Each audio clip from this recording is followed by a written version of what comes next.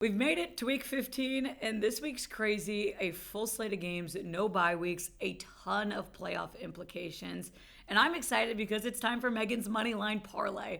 I'll give you 3 legs to this parlay. It's just who's winning the game straight up. And when we talk about the game, I'll let you know if I like them to cover. And at the end of this video, my favorite player prop for the weekend. Let's get right into it. Leg number 1, we're going to talk about the Dolphins versus the Texans.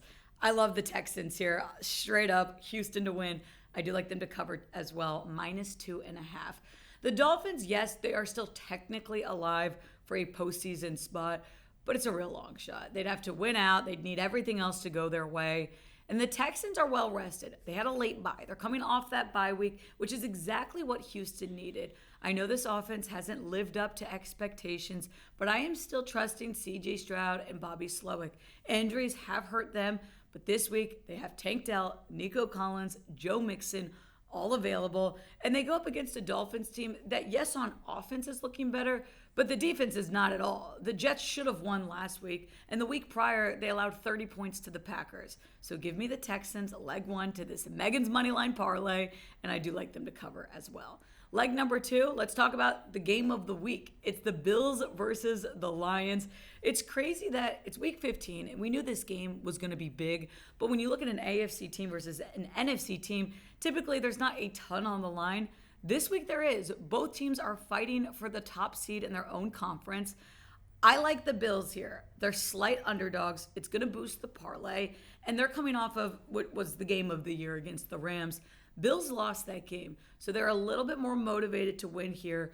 Josh Allen is making such a case for MVP. I also have him to score a touchdown again, another rushing touchdown for Josh Allen, but I'm taking the Bills in this spot. So leg 2, Buffalo on the money line, and yes, to cover as underdogs. And leg number 3, we've got the Eagles versus the Steelers. What's going on with Philly? How can you be on a 9-game win streak and still have locker room issues? I'm not buying in completely to all the drama we're hearing in the media. I like the Eagles in this spot. I like them to win. I'm hesitant on the cover. Instead of the cover, I like looking at a Jalen Hurts anytime rushing touchdown. But in terms of this matchup and why I like Philly to win, well, let's just start with they are winning. I know it was not a great win last week against the Panthers, but coaches talk about this all the time. If you can win ugly games, it kind of helps reset things. The locker room issues are one thing, but a 9-game winning streak typically fixes that. And for the Steelers, I think the defense is vulnerable. I do think not having George Pickens is going to be a massive loss for Russell Wilson. That's been his top target all year. So I'm taking the Eagles for the 3rd leg of this Moneyline Parlay. And if you parlay these 3 together, you're just shy of plus 400. Okay, it's time for our favorite player prop of the weekend.